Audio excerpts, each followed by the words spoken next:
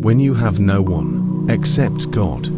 Have you ever reached a moment when you suddenly realized that almost no one is left in your life?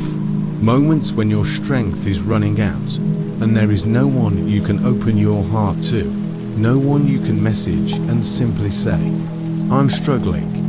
You sit in silence, in a room that feels like no one has entered for a long time, and you wonder, why am I so alone? Why did everyone drift away?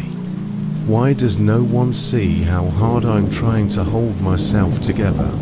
This feeling is familiar to many, and maybe it's familiar to you right now. In such seasons, it feels like the world has grown colder, like you've lost yourself within your own life, like the people who were once close now live as if they were never there at all. And then, when every voice around you grows silent, there is only one presence left, God. There is a special state of the soul when it grows tired of searching for people who understand without explanations, who ask how you are, who stay not out of obligation, but because they truly care. And you stop expecting calls. You stop waiting for messages. You stop hoping for comfort, because you know those who promised to stay left. Those who said, "I'm always here," didn't show up. Those who saw your struggle missed your tears.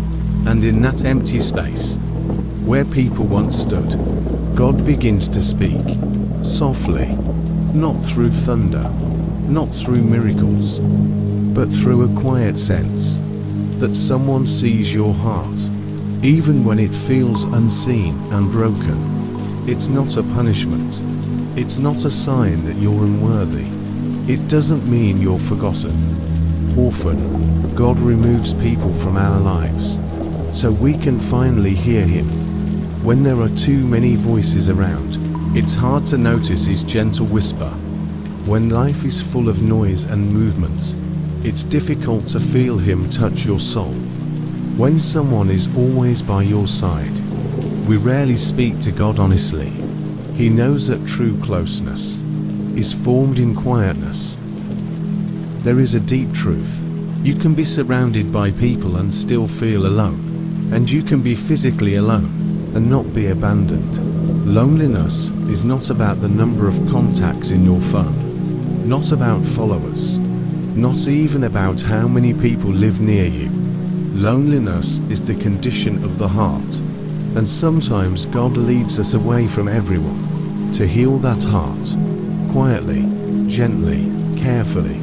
He doesn't rush, He doesn't pressure, He doesn't force. He simply sits beside you, unseen, unnoticed, but real. There are moments when you open your phone to message someone and realize there is no one. You look for eyes that could give comfort, but no one is there to meet your gaze. And it's in that silence that God whispers, "I'm here. I never left. I see you. I hear even what you cannot say out loud." These aren't just poetic words. This is the lived experience of many who endured the darkest seasons of their lives and suddenly felt they weren't holding themselves together. They were being held. Always does. You can explain, cry, try to justify your feelings, fight to be understood, yet people might still fail to see your pain. Not because they're bad, but because they cannot see the depth of your heart. They can only see the surface. God sees all of you, every hidden thought, every fractured place in your soul, every small hope that's keeping you alive. You don't need to explain anything to Him. He already knows. Sometimes everything is taken away from you.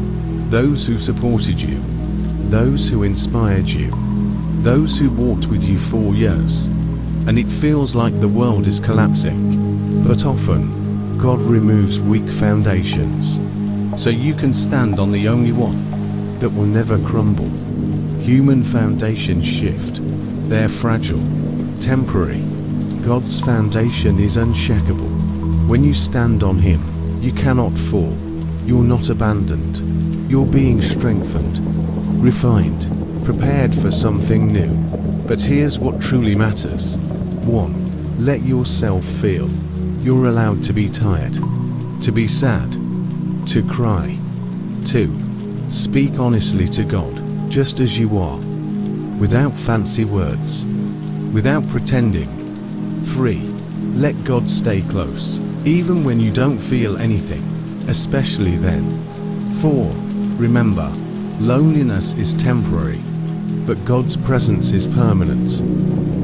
You may not realize how much strength God is building in you now.